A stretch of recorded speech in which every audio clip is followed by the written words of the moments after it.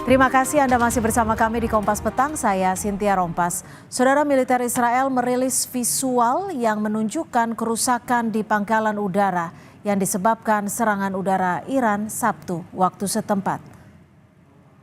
Inilah kerusakan kecil di pangkalan udara Nevatim Israel. Juru bicara militer Israel menyebut pangkalan udara ini tetap beroperasi pasca serangan roket Iran.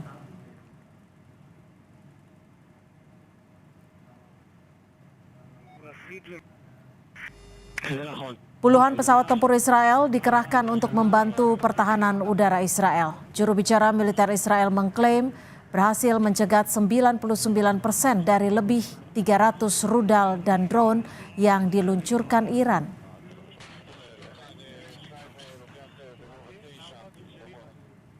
Ya Allah. Sementara itu, Korps Garda Revolusi Islam Iran mengonfirmasi puluhan rudal dan pesawat tak berawak yang diluncurkan ke Israel berhasil mencapai target. Tindakan ini sebagai bentuk balasan sekaligus hukuman atas serangan Israel baru-baru ini terhadap kedutaan besar Iran di Suriah. Kementerian Luar Negeri Iran menyatakan serangan itu didasarkan pada pasal 51 Piagam PBB. Iran akan tegas mempertahankan kedaulatan, integritas teritorial, dan kepentingan nasionalnya.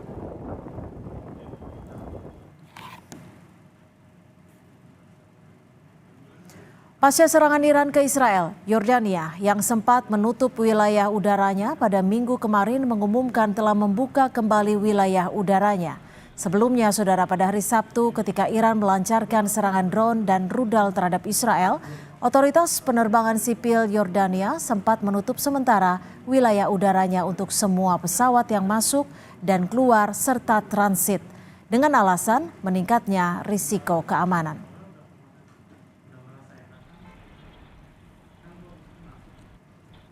Pemerintah Amerika Serikat melalui juru bicara Dewan Keamanan Nasional John Kirby memastikan negaranya tak akan terlibat dalam perang dengan Iran pasca serangan negara tersebut ke Israel.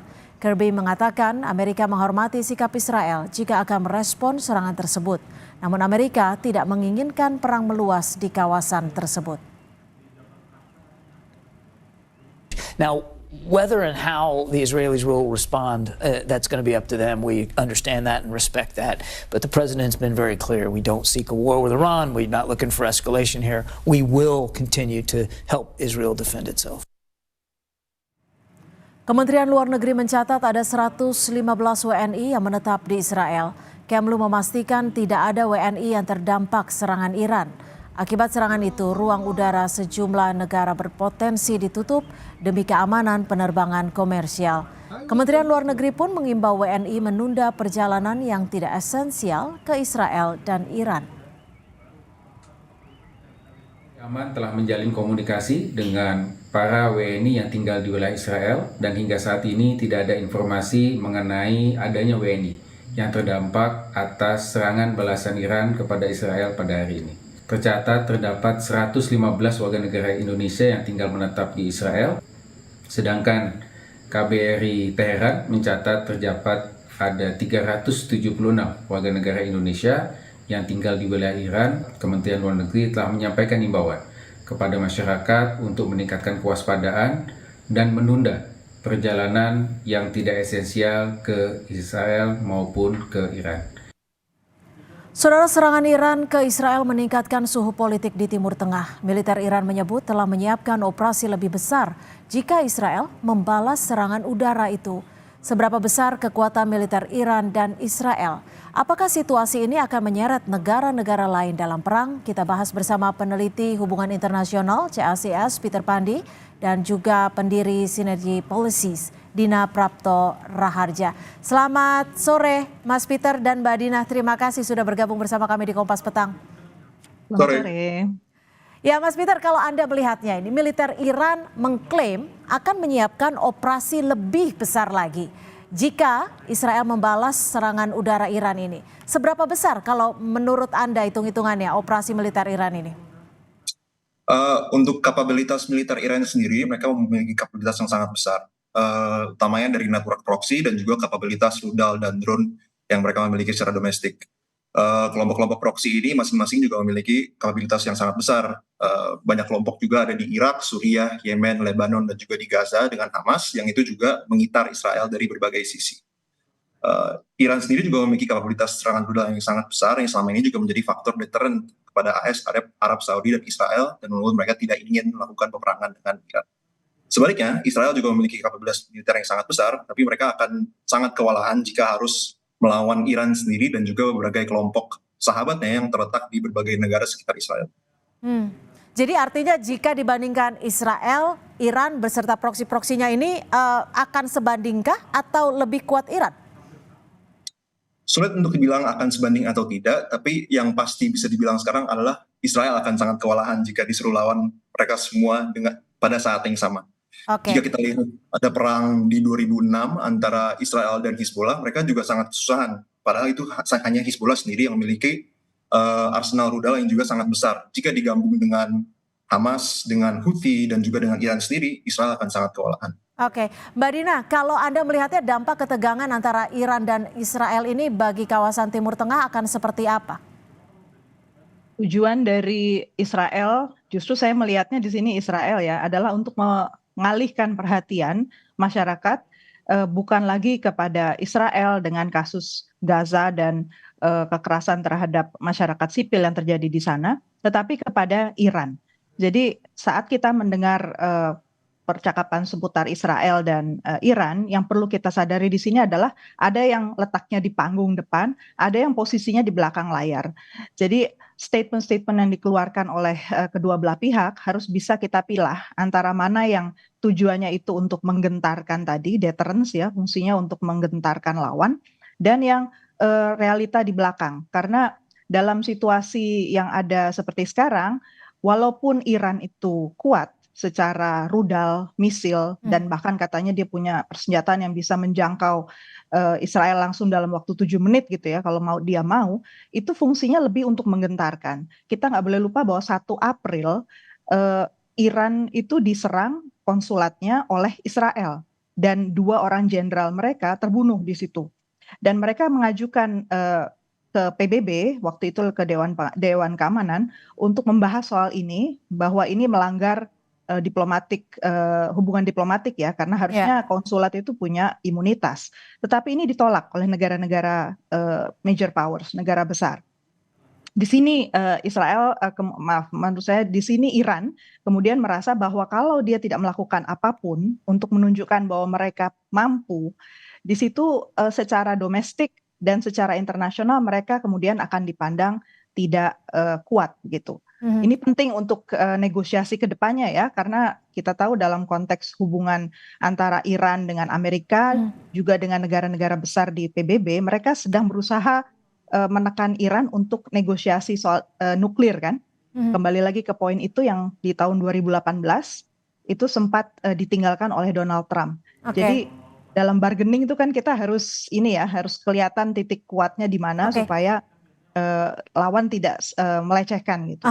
Jadi secara garis besar, secara bahasa yang sederhana, apa sebenarnya tujuan Israel awalnya untuk menyerang konsulat ini?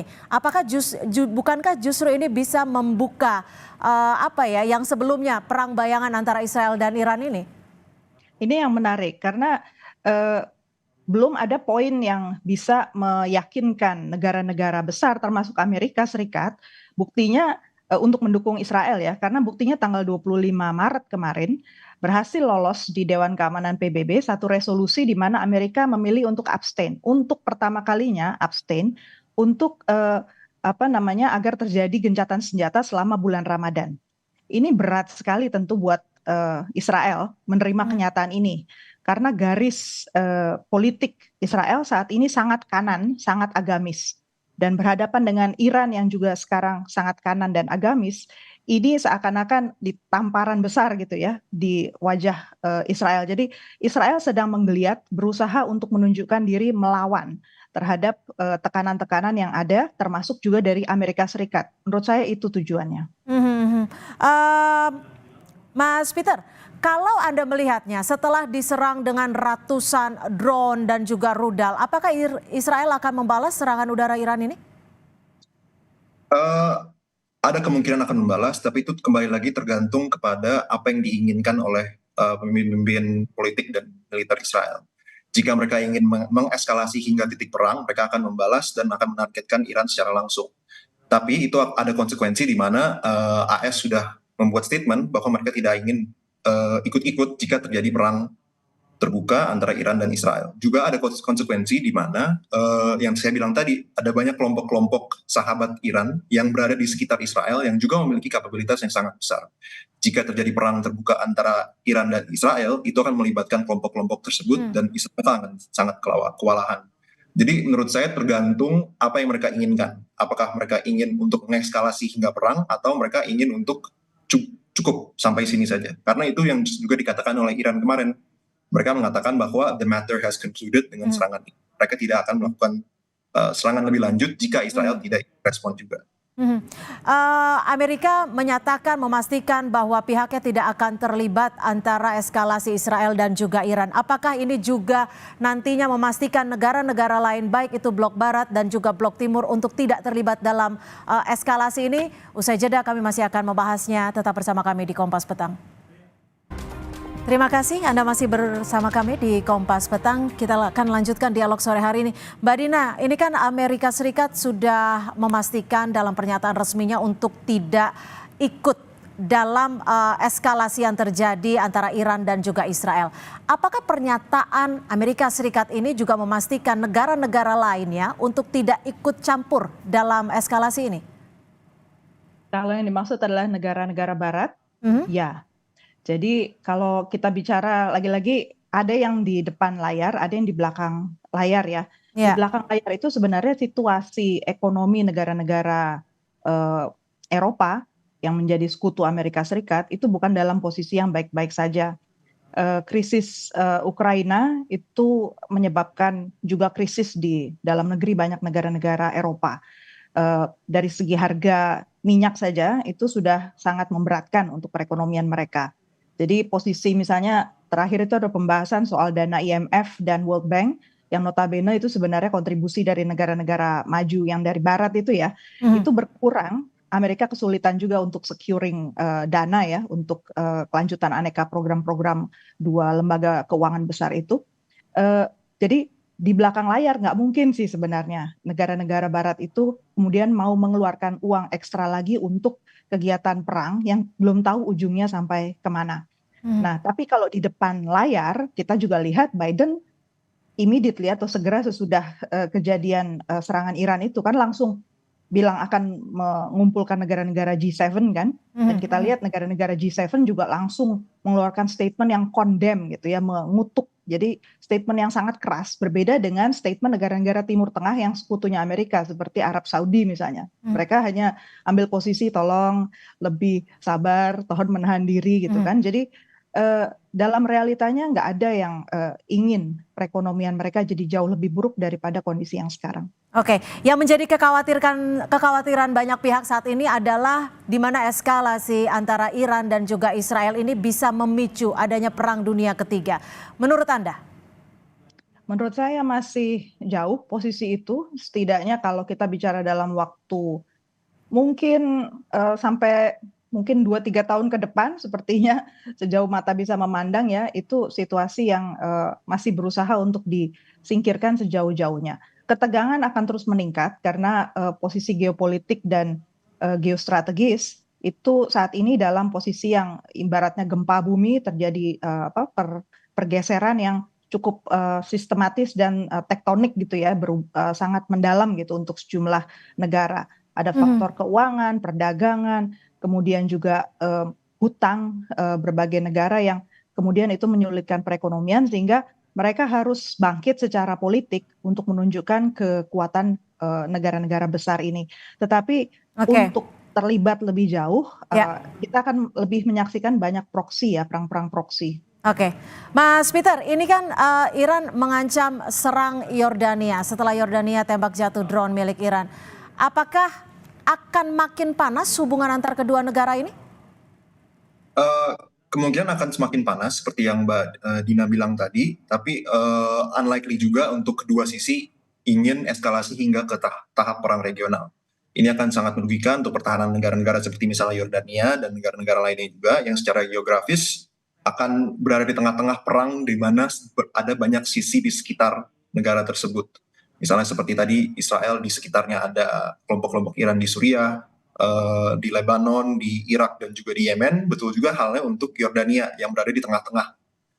Jadi untuk banyak negara di Timur Tengah, termasuk Israel dan Iran dan Amerika Serikat dan lain-lainnya, saya juga melihat mereka, walaupun ketegangan tersebut akan terus ada, konflik terbuka antara negara akan kemungkinan besar tidak akan terjadi, tapi konfliknya akan berpindah kepada proxy warfare, di mana konflik-konflik kecil seperti yang kita melihat di Perang Dingin.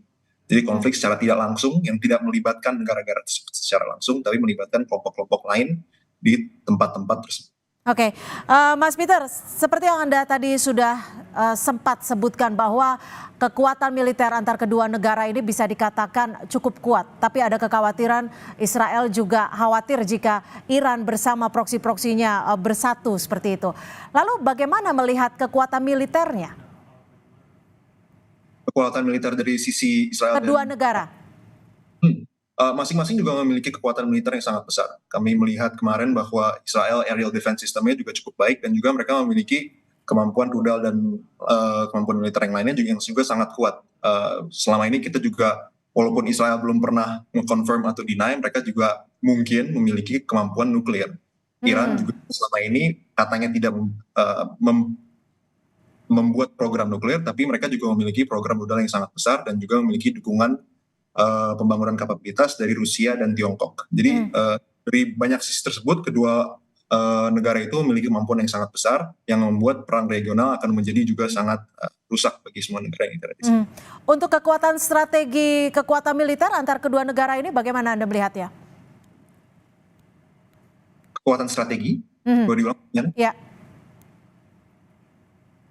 Maaf, boleh diulang pertanyaannya? Kalau tadi Anda menyebutkan militernya cukup kuat, alat-alat senjata juga cukup kuat. Bagaimana dengan strategi kedua negara ini?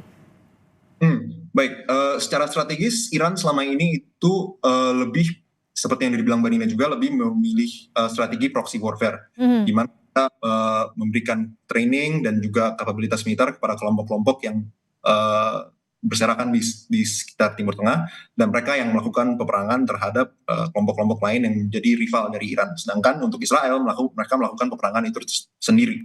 Jadi itu perbedaan strategis yang mereka miliki. Untuk Iran, kelompok-kelompok tersebut juga merupakan cara untuk Iran meningkatkan power projecting dan influence projecting mereka di wilayah Timur Tengah.